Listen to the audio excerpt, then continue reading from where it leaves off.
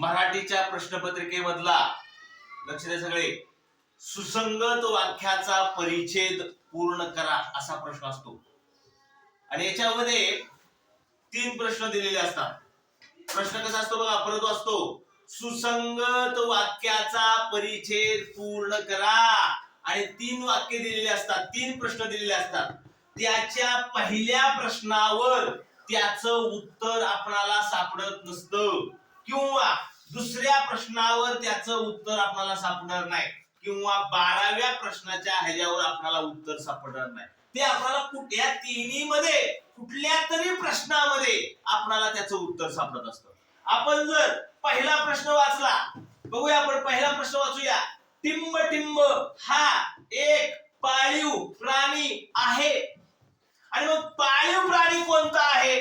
कुत्रा आहे, शेळी आहे, बैल आहे, घोडा आहे. चारीच्या चारी पाळीव प्राणी आहेत. मग आपले उत्तर काय काय म्हणून काय करतील? त्याचं उत्तर हा कुत्रा हा एक पाळीव प्राणी आहे. चला इथे आपण लिहूया कुत्रा 1 नंबर कुत्रा.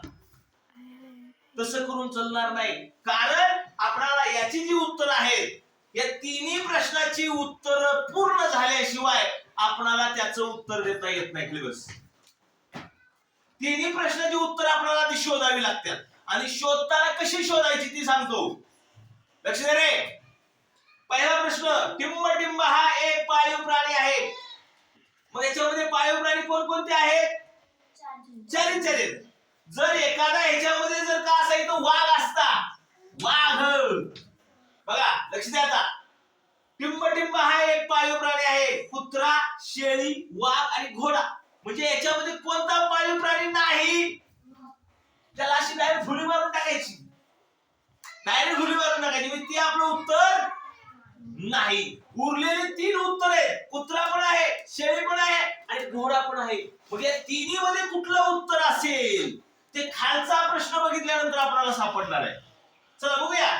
याच्या आवाजाला टिंब टिंब म्हणतात. कुत्र्याच्या आवाजाचं काय आलंय उत्तर? आलंय भुंकणे आलेले. शेळीचा आवाज, शेळी म्या म्या करते, आले का म्या म्या? इथं ओरडणे नाही. खिंकाळणे, शेळी खिंकाळते का नाही? शेळी चित्कारते का नाही? म्हणजे शेळी हे उत्तर आपलं वरचं चुकीचं झालं. बरोबर आहे की नाही? हो. शेळी इथं म्या म्या, इथं काय म्हणले? याच्या आवाजाला टिंब टिंब म्हणतात. कुत्र्याच्या आवाजाला भुंकणे आले म्हणजे कुत्रा उत्तर येऊ शकतं, कुत्रा आवाज येऊ शकतं, इथं भुंकणे येऊ शकतं. आता इथं शेळी, शेळी उत्तर आहे का चेक करायचंय. शेळीच्या आवाजाला म्या म्या आलंय का ह्याच्यात? नाही, म्हणजे शेळी आपलं उत्तर येणार नाही. चला, वाघाचा विषय इथं वर संपलाय. वाघाचा विषय इथं वर संपलाय. टिंब टिंब हा एक पाळीव प्राणी आहे. वाघ पाळतो का पण? म्हणजे हा त्याचा विषय इथं संपलाय. चला घोडा बघूया. घोड्याच्या आवाजाला टिंब टिंब म्हणतात. ओरडणे म्हणतात का?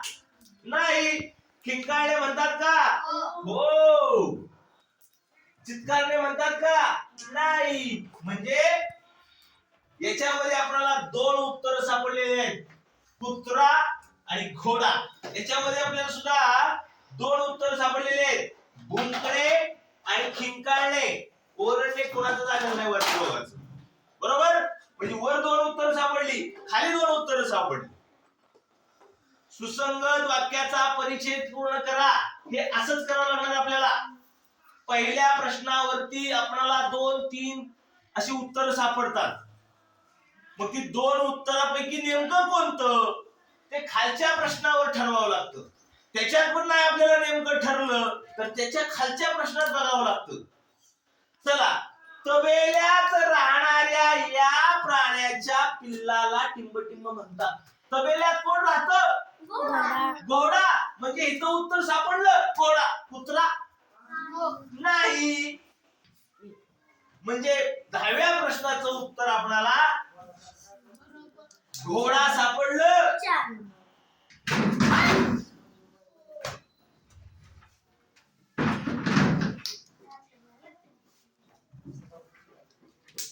चला आता इथं जर घोडा सापडलं मग इथं काय होईल रे? याच्या आवाजाला टिंब टिंब म्हणतात. उत्तर आपल्याला दोन सापडल्यात, भुंकणे आणि खिंकाळणे. खिंकाळणे म्हणजे हे आपलं उत्तर भुंकणे चुकलं, इथं आलं खिंकाळणे.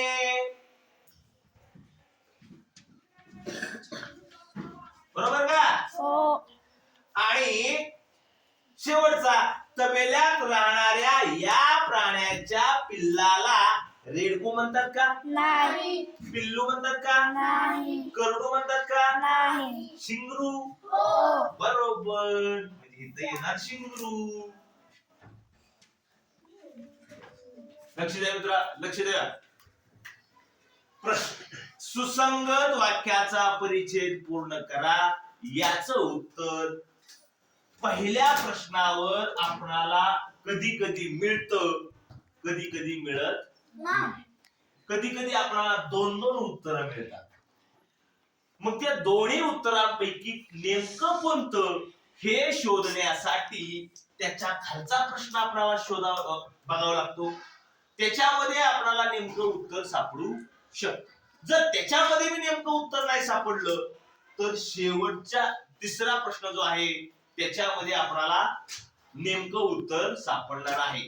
त्यामुळे सुसंगत वाक्याचा परिच्छेद याचं उत्तर काढताना ह्या पहिल्या प्रश्नावर लगेच उत्तर द्यायचं नाही.